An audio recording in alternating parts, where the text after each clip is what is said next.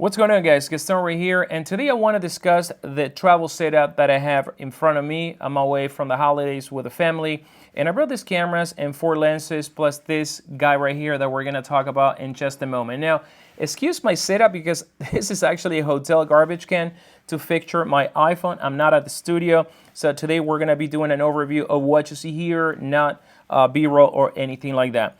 So I want to start by talking about the cameras of choice. And as you see, I have 2 Leica M systems right here. One is going to be the Leica M11P, and the other one is the Leica M11 monochrome. So let's actually talk about the Leica M11 monochrome, and I'm sure that you guys are seeing 2 Leicas here, and you're like, why do you need to bring 2 Leica bodies? Well, the main reason why I've been actually rocking the monochrome so much is because when it comes to low light and when it comes to bad weather, this is the camera of choice for myself. So I meant that low light, this camera is going to be the best low light performer of any camera that I own, period. And a lot of the times, I find myself, very challenging shooting with a Leica M11P or M11 in color, because while this camera may perform okay in low light, by no means is a low light monster. You cannot compare a Leica M11 with a Sony A7C Mark II, for example, or A7C Mark I or Sony A7 IV. So this camera is not going to have that great low light performance, and because of that reason, I've been actually opting for choosing to shoot with a Leica M11 monochrome and obtaining images that are much more pleasant. Even though they're going to lack of color, at least the images are going to be lower in noise and all that stuff. So I've been enjoying this really much. The other reason why is because in Miami this past year has been cloudy almost every day. And to be honest with you, I don't like to shoot in cloudy days in color. I much prefer shooting monochrome. And one of the reasons why I always bring this camera, because it is pretty probable that at least a few days out of my trips are going to be really crappy. And what a best time to capture crappy scenery than with a monochrome sensor. So the lens that I have in front of me is the Noctilux 50mm f1.2, and I'm going to be doing a review about this lens. And the reason why I got this lens, even though I have several 50mm for Leica and also from Voigtlander, is because I do love the rendition coming from this lens. Now this one is the reissue. This is the it's not the original version, because the original one, I believe that 2,000 units were made, and it goes for, in the neighborhood of $50,000. So I got this lens at the Leica store in Miami. So thanks, Josh, for hooking me up with this lens. I paid a pretty good price for it, and I've been using this lens ever since. Now, one of the reasons why you are going to see this lens in this body is because this lens has that rendition of a vintage lens. It is not a corrected lens, so this lens is going to show in the widest aperture, f1.2, f1.4, f1.8, up to 2mm, you're going to get a lot of that ghosting, halation, and glow, very reminiscent of a vintage lens. And to be honest with you, when you pair that with a monochrome sensor, add to that a crappy day or, a nice scene, the images are pretty magical. And that's one of the reasons why I am shooting with this lens mainly in the monochrome body. And again, I'm going to be doing a video reviewing this lens, so you're going to see all the images that I'm talking about. Unfortunately right now I just have the iPhone, but I wanted to put this video out.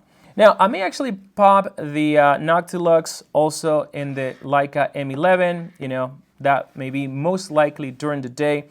But for the most part, this lens is living in this body, and, I haven't actually removed it from the monochrome M11. So when it comes to M11 monochrome, once again, night and bad weather is the main reasons why I shoot with this camera.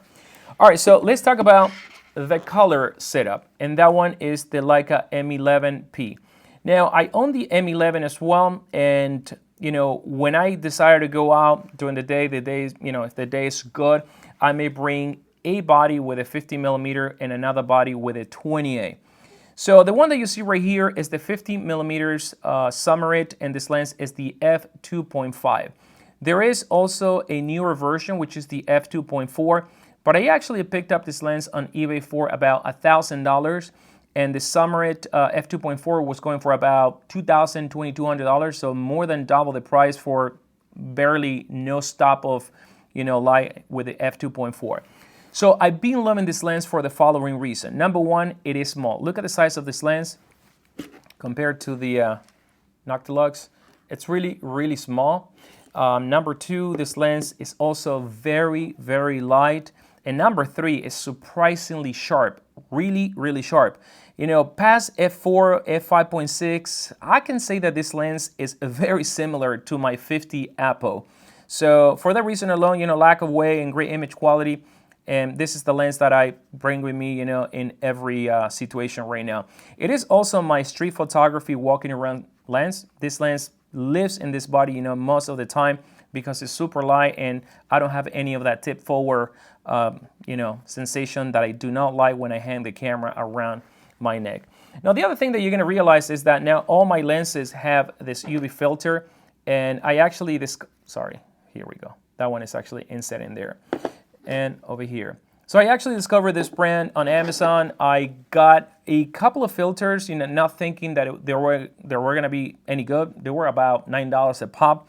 And to my surprise, these UV filters, the brand is Walking Way. These UV filters are really good, and I do not see any distortion or color shifting or any of that, you know, aberration that you get sometimes with some of the UV filters. And for that reason alone, you know, now I put this in all my lenses. And the reason why I'm doing this is because I already ruined a Leica lens scratching it. The cap opened and it scratched in my bag. So now all my lenses are gonna have that UV filter. If a lot of the times, you know, I feel that I'm getting a little bit of that reflection, especially, you know, at night, you know, it's easy to remove, but for the most part, you know, this UV filters live on my lenses all the time. Now, back to the Summarit. This lens, I would recommend that if you can find one right now, because Leica doesn't make it anymore, I would say go for the f2.5 version. You are gonna be very, very pleased with the image quality coming from this guy right here. Now let's talk about the other two lenses that you see in front of me, and this one is another Summarit. And this is the f2.4 version. There's also an f2.5, just like the 50. The reason why I got this lens is because number one, it's really light. Number two, the image quality is really sharp out of this lens. And when you're shooting at 90mm f2.4, you can actually get great background, you know, separation. So for that reason alone, I figure, you know, I pick up this lens. I believe I paid $1,200 for it. And, you know, when you compare the price of, you know, a brand new Apple, for example, you know, you're talking about a lot more money. And it's a lens that is a lot bigger. This one is fairly small. Take a look at my Summicron 28mm here. You know, it's really, really small, and actually it's really light, and you don't get that tip forward sensation that you get with some heavier, like for example, the Apple 90mm. So this lens, again, comes with me most of the time. And to be honest with you, I find that my trilogy of lenses is the 28, the 50, and the 90. I know that a lot of people prefer the 75. And from time to time, I may bust the 75, but when I travel, I just like to be kind of like in this range and get that pretty good separation in between glass, because with 60 megapixel, if I need a little bit more of reach, I can always, you know, recompose, crop in post, and, you know, be done with it. So great lens, great construction. This lens actually has a rubber focusing ring, which is very, very comfortable. And all the lenses that you see right here, I got them pre-owned at a good price. I've been actually watching a lot of the auctions on eBay and following them, you know, watching them and trying to get the best deal possible out there. And I've been pretty lucky so far with all the lenses that I got and saving tons of money. Specifically because some of the lenses that I'm acquiring are lenses that are old, that Leica doesn't make anymore. And, you know, I think bidding in some of those auctions is something that I'm actually doing right now. Anyway, so let's actually go back to the other lens, and that one is going to be the 28mm. I do have to have a wide angle lens with me. You know, this is not the ultra wide, but 28mm is going to be a focal length that is going to be great for, you know, most situations, and even sometimes I just go around with the 28mm. But like I mentioned before, I own also the Leica M11, and if I want to, you know, go out for a street photographer walk, I may actually bring both bodies, one with a 50 and one with a 28. Now, the Summicron is a really great lens. For those that are not familiar with it, the Summicron 28mm is going to be the fastest lens, you know, when you compare it with the Elmarit, because that's another one that I own. But this one is very, very sharp. you know, it is sharper than the Summarit. Even though the Summarit is a sharp lens, this one is a tad sharper. And for that reason alone, you know, this is the one that I got. Now, this lens is not going to be super heavy. Once again, you know, it's not going to be a lens that is going to be very tip forward heavy. And again, it's a really comfortable lens to walk with. And I got this one as well used. I believe I paid $2,000 if I'm not mistaken. And again, look at the state of this lens. It's really, really good conditions. So yeah, these are going to be the 4 lenses. Now, the next thing that I've been bringing all my trips is this wireless Polaroid printer. It's from Fuji. This is the Instax wide printer. And the reason why I'm bringing it is because my daughter loves to print pictures with me. At home, we have a bigger printer, and you know, we print things there. And you know, we've been printing these images, and with the family, when we are out, we take images, we print them, and there is an album that we're putting together with the Instax wide, you know, Polaroid-like type of photos, and we're having a great time doing so. So having a little bit of fun time with the family. Also, when I get to meet other photographers and stuff like that, you know, a lot of the times I may give them one of my images, and I don't know, you know, I think it's a good thing that doesn't take much space. I believe I pay $89 or $99 for this thing, and you know, it's complete wireless. So, you know, this is it. Now, take a look at the kit, guys. This is what I bring on a trip. Sometimes I bring a little bit more. Sometimes I bring a little bit less.